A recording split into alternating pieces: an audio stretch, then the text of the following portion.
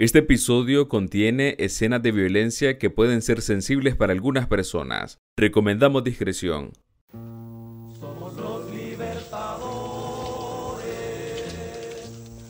Bienvenidos al podcast de Realidades, les saluda Willy Narváez.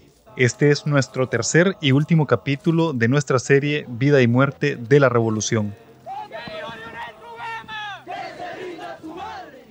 En esta ocasión hablaremos del servicio militar obligatorio que condujo a la muerte de decenas de miles de jóvenes en la década de 1980. En la selva, en la montaña, por la fuerza o por la maña, nos haremos libertad.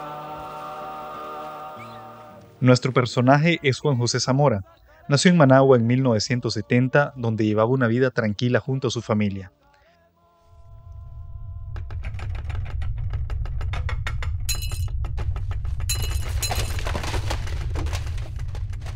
No obstante, el terremoto del 23 de diciembre de 1972, que destruyó la capital, los obligó a desplazarse al municipio de La Paz en el departamento de Carazo, a unos 60 kilómetros de Managua.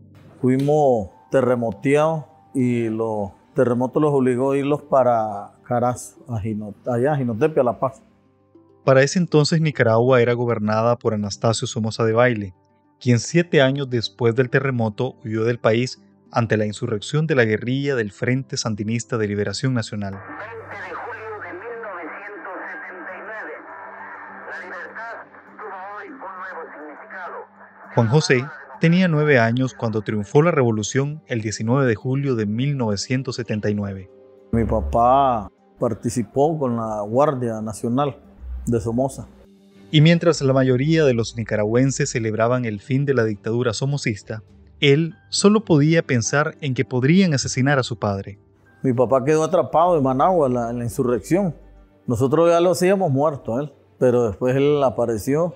Se llegó caminando, dice, desde Managua hasta Carazo, pero él tenía que irse escondiendo porque en ese entonces la insurrección estaba en su apogeo y estaban, por esa fecha, el que lo agarraban y que era guardia, o lo mataban o lo iba a la Modelo, al Chipote, a cualquiera de esos lados y los torturaban. De los últimos días del somocismo, Juan José recuerda los bombardeos en las ciudades del Pacífico, donde la guerrilla del Frente Sandinista avanzaba en su ofensiva. Me acuerdo perfectamente cuando anduvieron bombardeando en Jinotepe. Nosotros mirábamos los aviones donde tiraban las bombas. Durante los próximos años, la familia de Juan José fue víctima de acoso por parte de los sandinistas. Los consideraban afines al somocismo porque su papá perteneció a la Guardia y no pudieron apresarlo. Ya al cumplir los 16 años, Juan José tomó la decisión de prestar el servicio militar patriótico en 1986. Sentía que era la única salida para que cesara el acoso contra su familia. Mi papá iba a dormir al monte porque siempre allá lo llegaban a buscar y desbarataban todo. Y a raíz de eso, a nosotros lo único que se les ocurrió fue crecer un poquito e integrarlos a lo que era al servicio militar. Tampoco es que tenía muchas opciones. El 13 de septiembre de 1983 fue aprobada la llamada Ley del Servicio Militar Patriótico con las firmas de Daniel Ortega, coordinador de la Junta de Gobierno de Reconstrucción Nacional de Nicaragua, y los otros miembros, Sergio Ramírez Mercado y Moisés Hassan. La ley surgió como respuesta a la conformación de la contrarrevolución, un ejército integrado por campesinos, exmiembros de la Guardia Nacional de Somoza y excombatientes de la propia revolución. ¡Sin democracia en Nicaragua! Este ejército, apoyado por el gobierno de Estados Unidos, tomó fuerza y puso en aprietos a la revolución. Los contras que representan a todo el pueblo nicaragüense dentro de sus diferentes factores sociales. No estamos dispuestos a entregar nuestras armas solamente por las palabras de Ortega. El rango de edad para reclutamiento en el servicio era de entre 18 y 25 años y según la ley podía reclutarse a los jóvenes desde el 1 de enero del año en que cumplieran los 18 años. Sin embargo, las autoridades militares forzaban a jóvenes, incluso menores, de hasta 14 años a adherirse al Ejército Popular Sandinista para luchar en la montaña. Yo por lo menos yo me fui voluntario. Mi hermano también se fue voluntario y mi otro hermano, a él sí lo citaron porque sí ya tenía la edad. Yo tengo 4 hermanos que fuimos obligados a ir al servicio militar.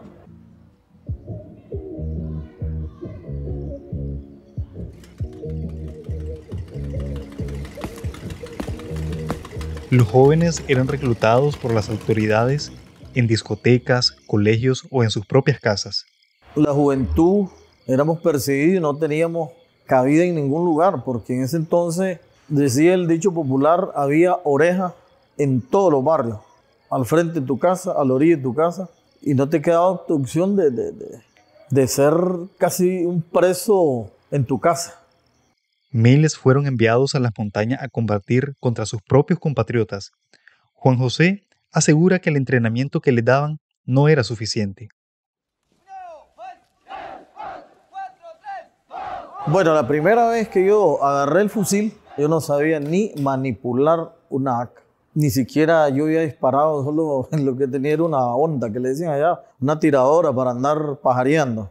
Y era una gran diferencia para ir a agarrar un arma sin saber y ni siquiera decirte, vea, esta AK se manipula así, se hace así, esto. A 2 personas, 2 chavalos los mandan, me mandaron a una loma, o sea, los mandaron y dice, yo le digo al muchacho que lo fuimos, vos sabés disparar, sabés utilizar esa arma, porque yo no sé, le digo.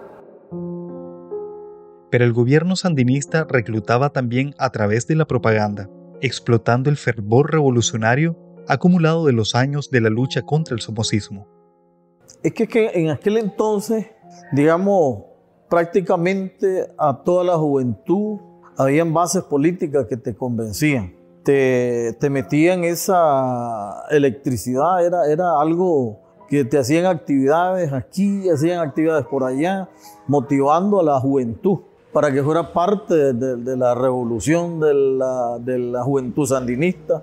Y en ese entonces, pues, y como estaba recién el triunfo de la revolución, de la juventud se fue apegando a eso, porque en las escuelas te enseñaban y te decían, tenés que ser cachorro de sandino. Y en el caso de Juan José, la propaganda funcionó. Empezó a sentir admiración por los miles de jóvenes que defendían la revolución a través de las armas. Yo no sabía qué era una guerra. Yo la había visto y miraba a esos chavalos empuñar el arma, hacer esto y hacer cosas pues que en ese entonces ya era común. Entonces yo quiero ir y quiero defender la revolución.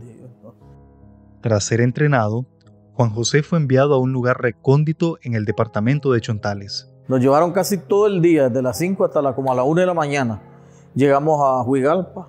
Juan José recuerda que en la base militar fue sometido a tratos crueles que no coincidían con toda la propaganda del gobierno. Lo llevaron en la madrugada para la Ánima, una base militar que había ahí, y ahí ya no teníamos derecho de protestar ni decir aquí está la juventud sandinista, aquí están los cachorros de Sandino, ahí porque decían aquí están los huevos de nosotros, nada más decían los oficiales. Por eso en ese entonces eran muchas las deserciones que habían porque se desmotivaban y ya metido en la guerra no le quedaba opción uno. Si te desertabas te mataba la contra y si te desertabas igual te agarraban esto más o te mataban o te torturaban y te iban a meter preso. Con el tiempo normalizó la guerra y empezó a hacer amigos en los campamentos. El ambiente entre cachorros era de hermandad, era de compartir, porque ahí nosotros teníamos que compartir todo lo que llevaba a los familiares cuando se lograba llegar la visita. La participación de militares cubanos era esencial en la guerra y en la formación de los jóvenes del servicio militar, recuerda Juan José. Por ejemplo, en el ambiente que yo anduve, era un ambiente de misterio, porque en ese entonces ahí ni era el teniente, el jefe de la base que había. Ahí los cubanos eran los que mandaban y los cubanos te trataban como perros. Para los cubanos no valías nada. Te pateaban, te ultrajaban verbalmente, ¿verdad? Y te ponían la bota militar, te la ponían en el pecho.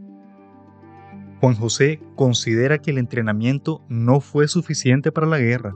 Y no era el entrenamiento adecuado para ir a una guerra, porque vos te haces y te adaptás después al terreno, porque nada de lo que te enseñaban en una base militar te servía para ir a una guerra. ¡Aquí están los cachorros! La guerra se desarrolló en toda Nicaragua, desde las montañas y comunidades fronterizas con Honduras, donde la contrarrevolución tenía campamentos y recibía entrenamientos de agentes estadounidenses, hasta las regiones remotas de la costa Caribe y Río San Juan, en la frontera con Costa Rica. Este es el batallón ligero de infantería Rulfo Marín. Dejó, cuando pasamos, 15 heridos y 3 muertos. Este es el batallón Santos López. 8 muertos, 12 heridos. Que yo soy un milagro de Dios, porque a mí cuando me hirieron, me tiraron un rafagazo y solo un tiro me dieron.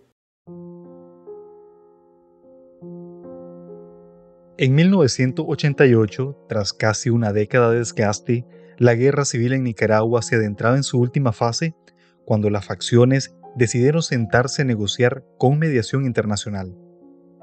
La negociación se desarrolló en Zapoá, localidad cercana a la frontera con Costa Rica, y fue mediada por Joao Clemente, secretario general de la Organización de Estados Americanos, y supervisadas por delegados de las grandes potencias de la Guerra Fría, como el embajador soviético Vaino Bialias. El desgaste era notorio en ambos lados del conflicto. Por un lado, el gobierno sandinista dejó tras de sí un país arruinado económicamente, sometido a una represión política sin precedentes. Por otro lado, la contrarrevolución había perdido la batalla mediática tras el destape del caso Irán-Contra en 1986.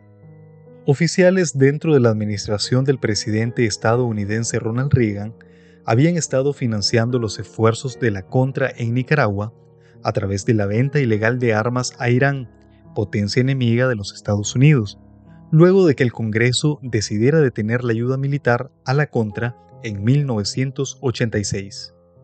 A Oliver North se le acusa de dirigir un programa ilícito de venta de armas a Irán, una potencia extranjera hostil. North había financiado a los Contras, un grupo rebelde y anticomunista de Nicaragua, con las ganancias de la venta de armas. Aún con el apoyo estadounidense, la Contra y su estrategia de desgaste, aunque fatal para el gobierno sandinista, también desgastó sus fuerzas. Vamos a seguir adelante, vamos a triunfar, estamos seguros de la victoria y nosotros pues somos soldados de la revolución que aun cuando andamos cumpliendo con nuestro servicio militar patriótico estamos totalmente claros, mano, que es una necesidad histórica. ¿Quiénes son los que financian la contrarrevolución? Son los gringos, pues. ¿Quiénes mandan aviones a hacer recorrido de reconocimiento y qué sé yo? Son los gringos, pues.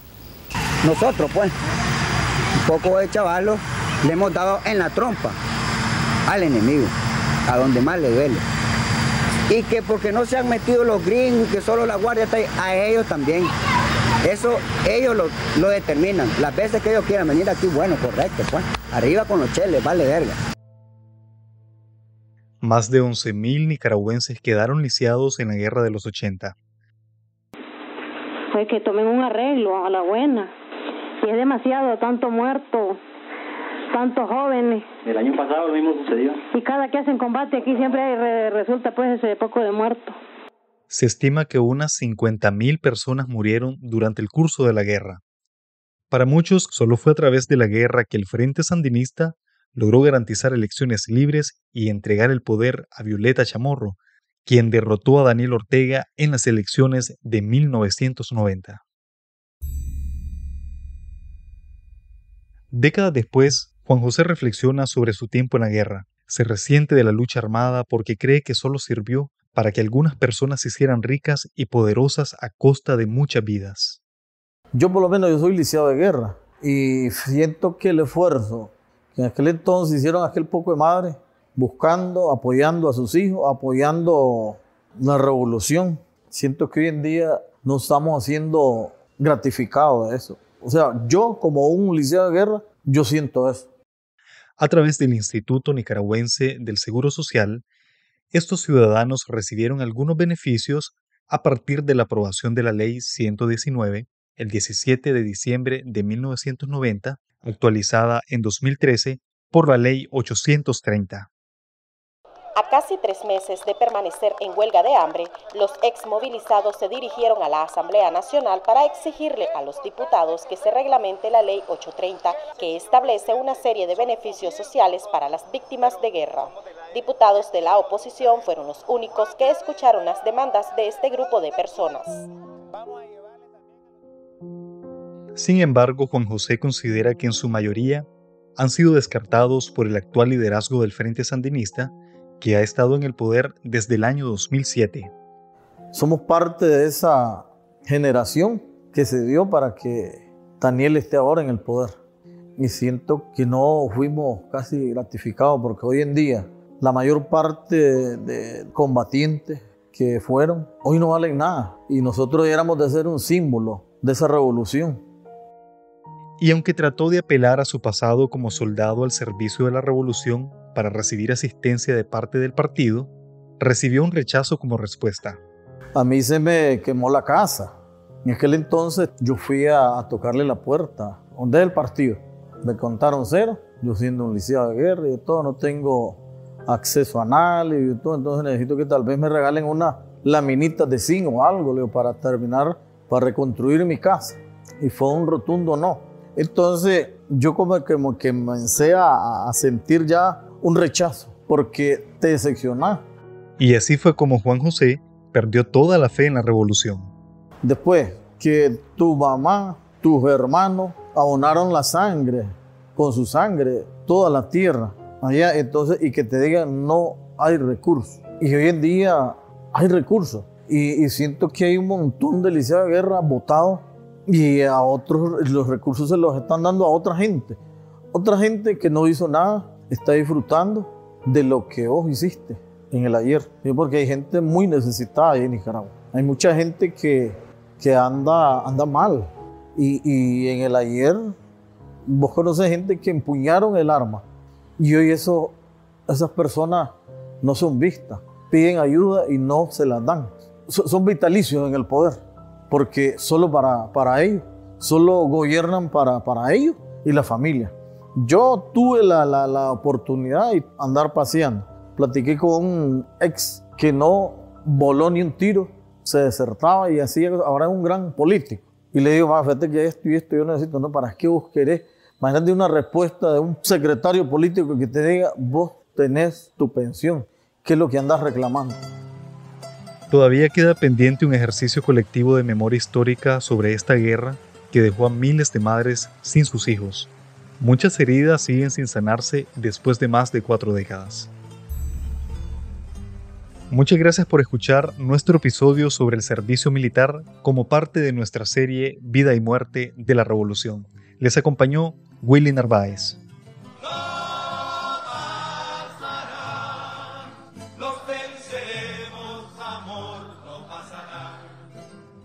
Este episodio fue producido por Houston Castillo y Donaldo Hernández. La mezcla y el diseño de sonido son de Javier Bermúdez.